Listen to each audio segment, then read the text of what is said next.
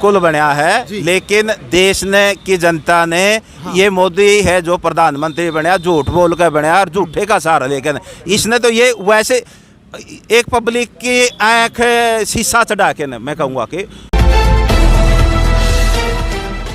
नमस्कार, मैं हूं अजय भारद्वाज और आप इसमें ग्राउंड मीडिया देख रहे हैं। और आप सभी को पता है कि अग्निपथ योजना को लेकर के पूरे देश का जो युवा इस वक्त आग बबूला है और उसी को लेकर के फिर हमारी टीम जींद मौजूद है, क्योंकि आज पूरे हरियाणा के अंदर खाप पंचायतों ने एक कॉल दी थी कि आज डीसी साहब को ज्ञापन देंगे हर जिले के अंदर, खासतौर पर युवाओं को लेकर के, युवाओं के भविष्य को लेकर के। कह रहे हैं ये सभी कि अग्निपथ योजना से युवाओं के भविष्य के साथ ये सरकार खिलवाड़ करने लग रही है। हालांकि सरकार की तरफ से बार बार ये दावा किया जाता है कि ये देश की उज्ज्वल भविष्य के लिए, राष्ट्रीय हित और देश हित के लिए इस योजना को लागू करना अत्यंत आवश्यक था, इसलिए हमने इस योजना को लागू किया है। इस वक्त हरियाणा पुलिस से रिटायर्ड आज़ाद पाल इस वक्त हमारे साथ मौजूद है, जो हरियाणा पुलिस के जवान रहे हैं। आज़ाद जी, सबसे पहले तो राम राम। राम राम जी आपको और आपके दर्शकों को राम राम। क्या कहना चाहेंगे, आप भी एक जवान रहे हैं, लगभग 4 साल तक फौज की जो नौकरी करनी पड़ेगी अग्निपथ योजना के अंतर्गत, इस योजना को लेकर के क्या कहना चाहेंगे आप? ये सही है या गलत है? ये योजना बिल्कुल गलत है। अग्निपथ योजना है जो वो युवाओं के साथ, इनके भविष्य के साथ, मैं कहूँगा देश की सुरक्षा के साथ भी खिलवाड़ है जी। देखो, इससे देश की सुरक्षा भी प्रभावित होगी।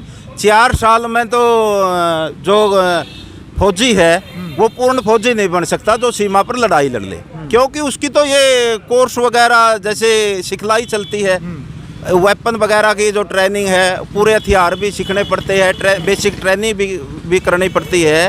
तो 4-5 साल में कंप्लीट फौजी बन जाता है, तो 4 साल में वो रिटायर हो जाएगा।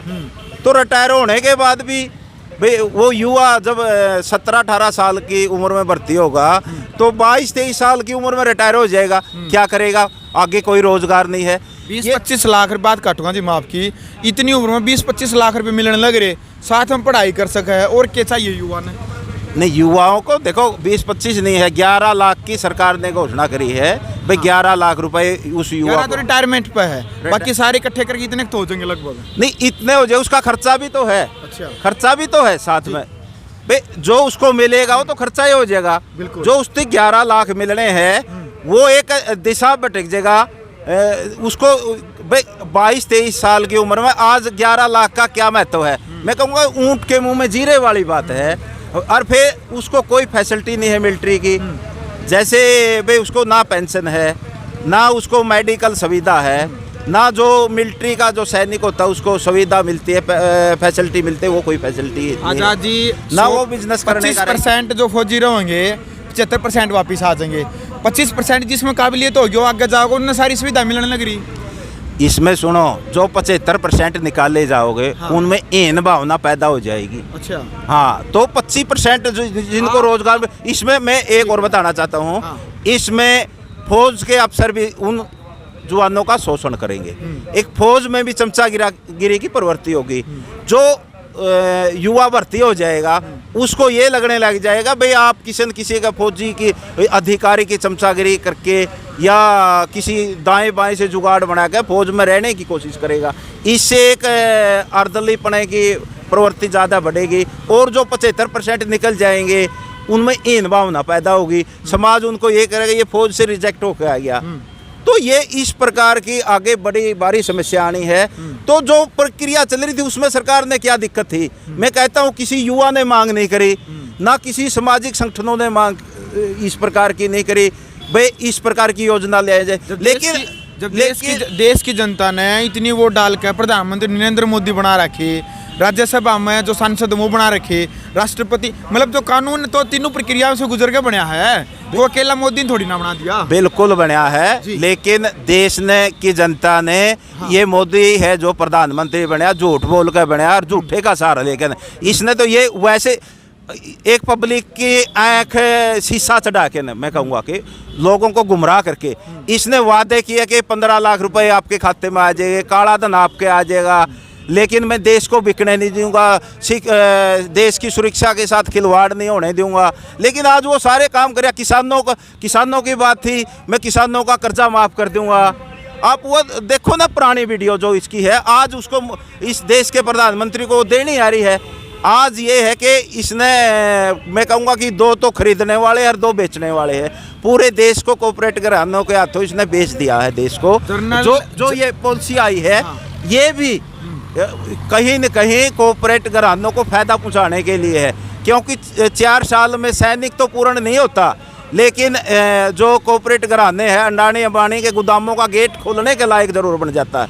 जब बेरोजगारी हो जाएगी इस प्रकार की, तो उनको सस्ते ट्रेंड सिक्योरिटी गार्ड जरूर मिल जाएंगे। जनरल वीके सिंह का बड़ा बयान आया है। उन्होंने कहा है कि ये देश हित के लिए ज़रूरी है, और जिसकी मर्जी है, जिस युवा की मर्जी है, जिसके अंदर राष्ट्रभक्ति देशभक्ति हो जाए, वरना ये योजना किसी के ऊपर थोपी नहीं जा रही है। इच्छा है जिसकी वो जाइए, वरना ना जाइए। किसी को हम जबरदस्ती थोड़ा ना ले रहे हैं। बिल्कुल ये सही बात है कि जबरदस्ती नहीं ले रहे, लेकिन देश के अंदर आज डॉक्टर बनना, वकील बनना, इंजीनियर बनना, वो बनो। आज बेरोजगारी इतनी चरम सीमा पे बढ़ गई है, युवाओं को कोई रास्ता नहीं दिखा रहा। देश का प्रधानमंत्री ने ये कहा था कि 2 करोड़ युवाओं को हर साल रोजगार दूंगा, और आज वो 10 लाख पे आ चुका है। लेकिन मैं कहना चाहता हूँ देश के प्रधानमंत्री ने आपके इस चैनल के माध्यम से, भाई 28 लाख केंद्र सरकार में रिक्त पद भरे हैं, पहले उनको भरने का काम करें। 1.5 लाख युवा इसके फौज में रिक्त स्थान पड़े हैं, उनको भरने का काम करें। लेकिन उन मुद्दों से, उन रिक्त स्थानों को भरने के बजाय युवाओं का ध्यान भटकाने के लिए ये योजना लाई गई है। इसमें तो सिर्फ इसने ये ना कहा मैं 40-45 हज़ार आई साल लूँगा, लेकिन वो जो 1.5 लाख की बात करते हैं वो क्यों नहीं भरते। मैं एक बात और कहना चाहूँगा, हरियाणा सरकार के मुख्यमंत्री मनोहर लाल खट्टर ने, उसने भी बयान दिया था, भाई जो रिटायरमेंट हो के आओगे नहीं 4 साल बाद, हम हरियाणा सरकार में नौकरी दोगे। हरियाणा सरकार में 13,000 पद पुलिस के खाली पड़े हैं, उसमें नौकरी। भाई इतने 4 साल यू प्रदेश का मुख्यमंत्री बाट देखे जाओगे पुलिस के रिक्त पदों की। पुलिस में दूसरे युवा भी तो भर्ती होने हैं। पुलिस की आज ड्यूटी आपने देखा कि मुख्यमंत्री ने 2018 के अंदर ये कहा था कि साप्ताहिक रेस्ट लागू पुलिस का कर दिया, लेकिन आज उसका कोई वो नहीं है, कहीं भी साप्ताहिक रेस्ट लागू नहीं है। मुख्यमंत्री ने ये कहा था कि पंजाब के समान वेतनमान दूंगा, कोई पंजाब के समान वेतनमान नहीं है। और मुख्यमंत्री ने ये कहा था कि जो पुलिस के जवान हैं उनकी 8 घंटे की ड्यूटी लागू कर दूंगा। एक स्पेशल कमेटी भी बनाई थी 2 साल पहले, इसके अपना अनिल विज है गृह मंत्री, इसकी रहनुमाई में। लेकिन आज उसका कोई पता नहीं, ना तो पंजाब स्केल है, ना 8 घंटे ड्यूटी है, ना वो साप्ताहिक रेस्ट लागू है। अंतिम सवाल है, बीजेपी के जो नेता हैं कैलाश विजयवर्गीय, उनका भी एक बयान आया था कि हम अग्निवीरों को प्राथमिकता देंगे। सपोज करो यदि बीजेपी कार्यालय में सिक्योरिटी गार्ड की नौकरी की जरूरत है तो पहले हम अग्निवीरों को लगाएंगे, मतलब ऐसी बात उन्होंने कही है। देखो ये बिल्कुल अनाप शनाप की बयानबाजी है, ये युवाओं को गुमराह करने की बयानबाजी है। सिर्फ ध्यान भटकाने के लिए तरह तरह के दूसरे नेता भी बयान देते हैं, अनाप शनाप बयानबाजी देते हैं, ये युवाओं का अपमान है। मैं कहूँगा कि इस अग्निपथ से तो देश की सुरक्षा और युवाओं के साथ बहुत बड़ा खिलवाड़ है, तो समझ जाना चाहिए युवाओं को भी। अरे इसने पूरे देश, जैसे किसानों पे काले कानून थोपे थे, उसके भी तो फायदे गिनाने लगी थी सरकार, लेकिन देश के प्रधानमंत्री ने माफ़ी मांग के ने मेरे से गलत हो गया, गलत फैसला लिया गया, उन काले कानूनों को रद्द किया।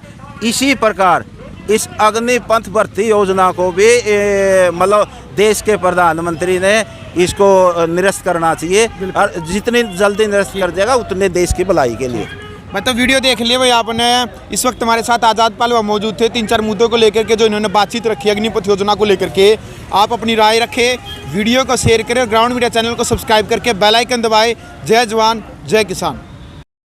राष्ट्र निर्माण की जानकारी के लिए ग्राउंड मीडिया चैनल को सब्सक्राइब करें और शेयर करें।